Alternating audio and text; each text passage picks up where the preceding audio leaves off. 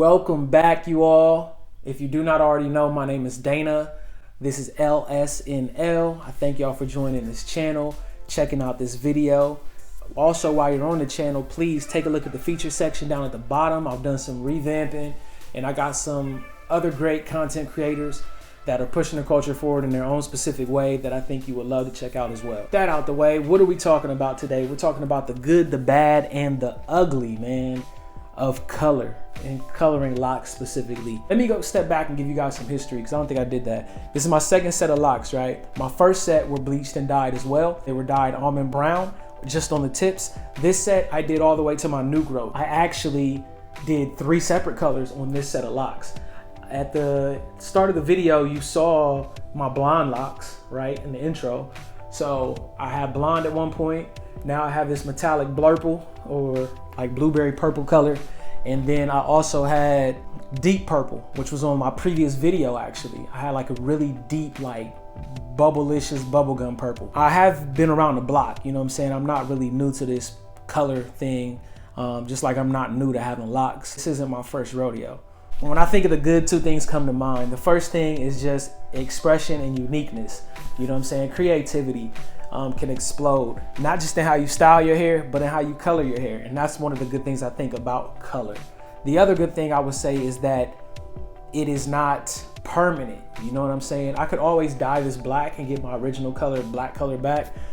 Or I could go with some other color, red, green, blue, you know, whatever I'm feeling at any other time. So I think that makes color phenomenal, that it's so versatile and also that it creates such a uniqueness. The bad thing is there's so many resources for information out there on color, and that can create a space where you're kind of indecisive or where you're biased. There's some information out there that's very opinion based. There's some information that's very biased. Then there's information that's like strictly to write a book, data, research, academic level stuff. And so I've got a good mixture here at the house because my wife is actually an educator. She travels the country teaching on the latest techniques dealing with color and styling. I'm teaching on the latest products, how to use them dealing with color, how to care for hair after color, the event of color or disasters or catastrophes. So I'm in some of the best hands academically as well as her experience. She's been doing this for a few years now.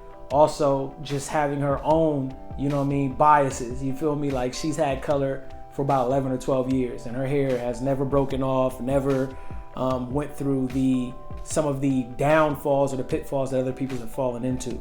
And I think a lot of that has to do with her understanding how hair works on an academic level, on a research and study level. The ugly part is just be prepared for people to not agree with what you've done. You know what I'm saying? For people to voice their opinions and just understand, like respect that, take that for what it is and not get caught up, like don't get caught up in your feelings. Don't be immature about it. You don't have to be combative about everything and, you know, tell everybody off, especially with men coloring our locks, especially when we choose certain colors. You know, it's like, well, this color is acceptable, but that color's not. Just be prepared and understand where you land, that make sure that you're comfortable in your own skin and that, you know, those opinions and those views don't become destructive. I am knocking down a lot of standards like being a purist and keeping everything all natural. And, you know, if you are gonna dye it, you don't dye the color like purple. You know what I'm saying? You gotta, like, purple is not really seen as like a manly color. So you have to really be understanding and respectful that your opinion is so different from theirs, it might seem offensive.